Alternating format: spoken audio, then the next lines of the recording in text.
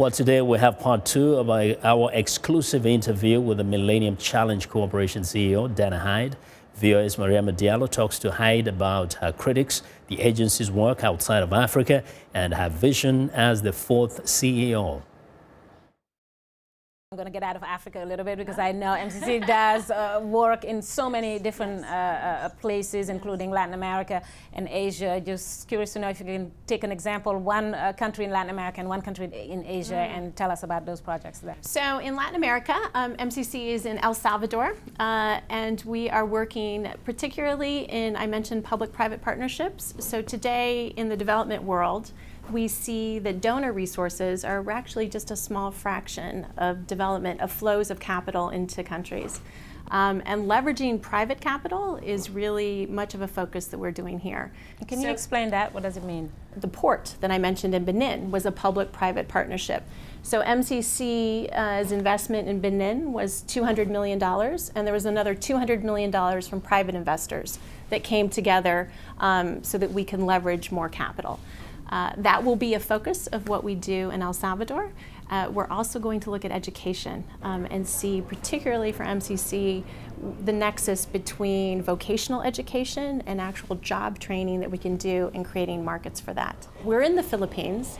I did visit there. We have built a road that actually was right in the center of where the typhoon recently came and withstood that and was an artery for recovery during that time. And we are going back for another investment in the Philippines, which again is early on and being shaped. We toss these terms around because we're used to them, but for people who kind of don't know, what's the difference between having a compact or a threshold? The compact is the full-scale investment. It's a grant. It's 5 years. On average, it's $350 million, but it has been as high as $600 or $700 million. And the threshold program is a smaller program, really for countries that are on a positive path towards governance and eligibility criteria. On average, it's $20 or $30 million. And it's an opportunity for us to see what this partnership is and the commitment is. And many countries are seeking to be compact partners. I'll give you an example, getting back to Africa. Togo is a country that was just selected to be a threshold partner.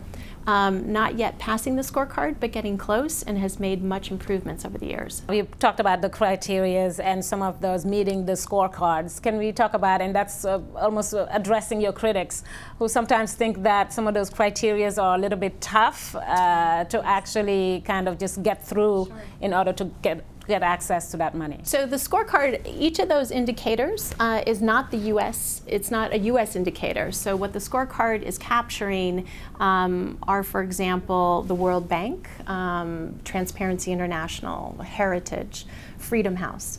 And the scorecard has 20 indicators that are in 3 clusters.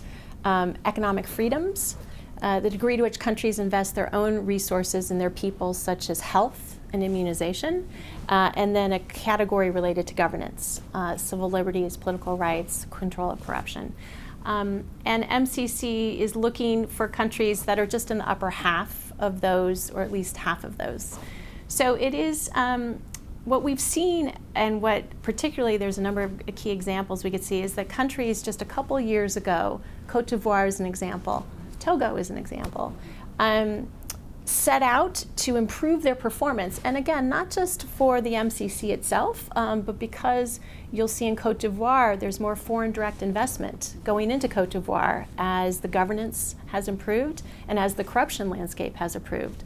And you also mentioned good governance, and I'm just going to stay there a little bit and address also some of your critics of how important is good governance and democracy in order to have to be eligible. Yeah, it's a great question. And I think the takeaway is that the idea is to have a set of objective criteria that can help evaluate trends and how could help support and reinforce countries that are seeking to improve in governance. And the economic literature is very strong that long-term growth does require stability and governance and democracy and the link between that and long-term growth. You are the fourth CEO, and interested to know what your vision is and how is it going to differ from your predecessors? In the next decade, MCC can really take off in leveraging private capital and in thinking about not just what our dollars can do to create impact, but how we can bring the private sector in on that as well. I also think MCC's compacts and investments have been bilateral with countries, and I do think the opportunity for regional investments, whether it's in West Africa, whether it's in Central America, in a global economy, in an interconnected world, present real opportunities for growth and impact for us moving forward. And finally, I think MCC is increasingly focused on how do we support, in particular sectors, countries that are seeking to undertake reforms. That is not just the project itself, but are the reforms, be it the institutional reforms, the capacity of institutions, and to really burrow in on that space.